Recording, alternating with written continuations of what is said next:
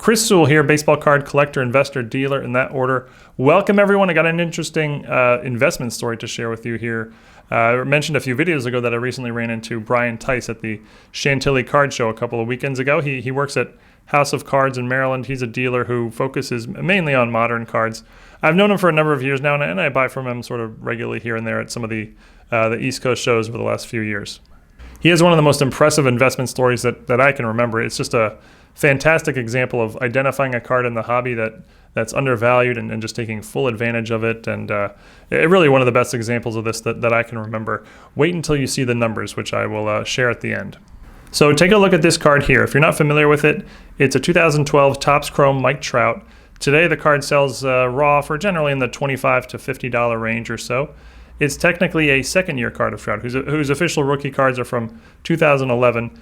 Trout has cards going back to 2009, but with the Major League Rookie rules, cards from 2011 are considered Trout's rookie. So this year is a second-year card, but for whatever reason, Trout was not in 2011 Topps Chrome. So it's actually Trout's first Topps Chrome card. This is quite significant because Topps Chrome is a major staple brand in the hobby today, and it's often sort of considered, the gold standard of rookie cards. This also means that it's his first Topps Chrome refractor card. So the card has a bunch of refractor parallels, as most Topps Chrome cards do, including, the silver, the orange, the purple, the gold, and others. So let's go back to about 2016 or so, only 5 years ago, but really just a totally different time for the sports card world. The hobby had been sort of flat for a number of years, but it was starting to show signs of an uptick, and Mike Trout was sort of emerging as the clear-cut best player in baseball and possibly, the best player of his generation. The Chrome card wasn't worth much, maybe just a few dollars, as Trout rookies were still plenty available and affordable. You could get his Topps Update rookie for under $100 and some of his other rookies for, significantly less than that. Second-year cards just really weren't something collectors were looking for in 2016. So, second-year cards of even the GOATs weren't worth much. LeBron, Brady, Kobe, they were all sort of just worth the same as a standard base card from any random year. But then something happened with Tom Brady, and Brian took notice. It's around here where Brady won his fourth and his fifth Super Bowl, and his rookie cards just exploded in value and really shot way up, kind of got too high for a lot of standard collectors to afford. So they started looking for other alternatives, and if you can't afford a Tom Brady rookie card, the next best thing is his second-year card. His 2002 SP in particular went nuts. In a very short time, like a matter of months, the card jumped from like a $5 card up to like a $50 to $100 card. And this got Brian thinking, what other second-year cards are sort of undervalued? Second-year cards of a GOAT that may one day be, the card to get because their rookie cards are just too expensive. And he identified this Trout card, which again isn't just a second-year card. It also has the important distinction that it's his first Topps Chrome card.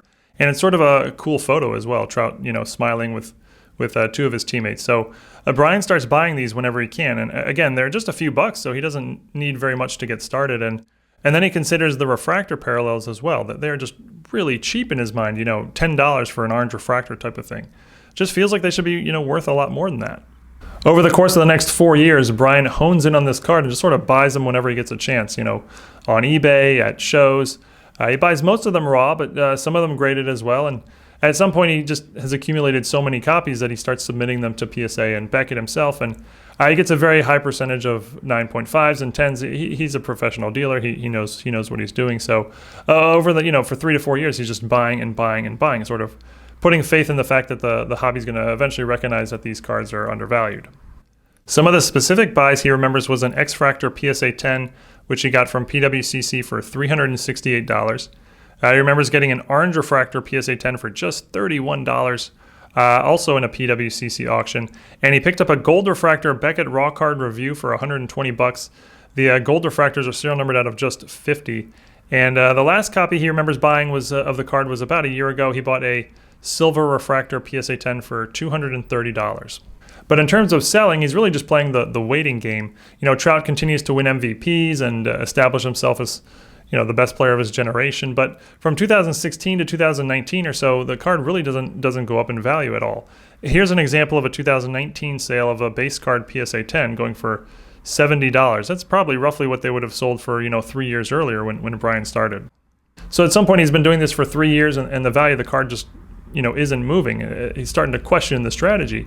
At this point, he has many thousands of dollars into these cards, and he's sitting on just a ridiculous quantity of inventory, and he actually considers bailing on the whole thing. But then 2020 hits, and prices of everything goes up, but particularly cards of the GOATs, and rookie cards of the GOATs in all the sports just become so expensive that the vast majority of collectors just cannot afford them, so they start turning to second-year cards. Second-year cards of LeBron, Brady, Jordan, Gretzky, etc. all just completely skyrocket, and of course Trout. The Chrome card and its refractor parallels absolutely explode in value, and even more so in PSA 10s and BGS 9.5s, which Brian has many of. He basically held on to every single one of these cards through the 2020 and 2021 price boom. When I saw him at the show a few weeks ago, he had all the cards in a display case, sort of up for sale for the first time. He had told me about this before, but it didn't sort of register in my brain how impressive it was until now when I actually got to see it. But let's run through the inventory for fun, shall we? And we will tally the values afterwards. He has 37 copies of the base card in a PSA 10. That represents about 15% of all the PSA 10 copies that exist. For the silver refractor, he has 29 graded copies, including 24 PSA 10s. That represents about 25% of all the PSA 10 copies there are. For the purple refractor, he has 33 graded copies, including 7 BGS 9.5s and 24 PSA 10s. That's more than a third of all the PSA 10 copies that exist. For the orange refractor, he has 22 graded copies, including 11 PSA 10s. That's more than 25% of all the PSA 10s copies on the planet. For the X-Fractor, he has 21 graded copies. Those include 3 BGS Pristine 10s. That's a pop 8 with none higher, so he owns 3 of the best 8. He owns 11 copies of the card in a PSA 10. That's about 20% of all the PSA 10 copies out there. He has 16 copies of the blue refractors that are graded. The blue refractors are serial numbered out of just 199. He has 7 copies in a PSA 10. That's 1/3 of all the copies that exist. He has 6 graded copies of the black refractor, which are numbered to 100. That includes 2 PSA 10s and 2 BGS 9.5s. He has 4 graded copies of the sepia refractors, which are numbered to 75. That includes a PSA 10. He has 3 graded copies of the gold refractor, which are serial numbered to 50. That includes a BGS 9.5. He has 1 copy of the red refractor, which are serial numbered to just 25. It's a PSA 10, one of only 3 copies that exist. And he has 1 copy of the atomic refractor, which are serial numbered to just 10. The copy he has is a PSA 10. It's one of only 3 copies on the planet. And those are just the graded cards. He also has around 150 ungraded copies of the base card. And if that's not enough for you, he has something like another 100 ungraded copies of various refractors. You can see a bunch more oranges, purples, silvers, and a few of the rarer ones as well. So what is this all worth? Well, let's run through it. The prices here are very estimated, as a lot of these cards have no recent sales. So what they would ultimately sell for today, who knows, but probably somewhat close to what I've estimated here. The base card PSA 10 sells for around $700 today. 37 of those for a total of $25,900. PSA 10 refractors go for about $2,000. That's 48 grand worth of PSA 10 silver refractors plus some extras. Around $25,000 worth of graded orange refractors. Over 40 grand worth of graded purple refractors. Close to $30,000 worth of X-fractors. Also close to $30,000 worth of blue refractors. The 3 gold refractors, let's call them $12,000. The sepia refractors. The 2 black refractor PSA 10s are probably around $5,000 each or so.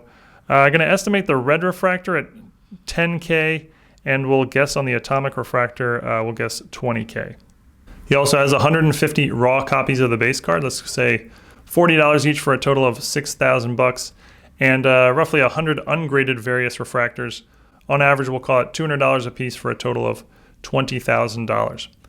Add it all up and you have close to $300,000 worth of 2012 Topps Chrome Mike Trout cards. Side note, this list is actually incomplete. These were just the copies he had with him at the show. He remembers counting 550 cards in total at one point, so there are probably over 100 additional copies not included here. Brian doesn't know how much he has into these cards. He estimated that he spent something like a few $1,000s a year over the course of 4 years or so. So his best guess, ballpark figure, so he probably has something like $15,000 to $20,000 invested in these cards all in. Obviously, incredible return on investment. Very, very impressive. But for me, what the real story is not so much in the numbers, but the fact that he identified a card in the hobby that was undervalued and took full advantage of it, and sort of trusted in his knowledge of the hobby, and trusted in the fact that eventually the hobby will figure this out and the card will sort of correct itself up in value. So he took, he went strong on the card, and it obviously, paid off big time in this case. Very, very impressive.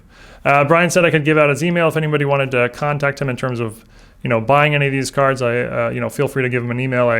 I included his email in the description below. But that's it for now. Thank you everyone for watching. Really hope you enjoyed. Feel free to leave any questions about the deal or anything else, as always, in the comments, and I'll do my best to answer them.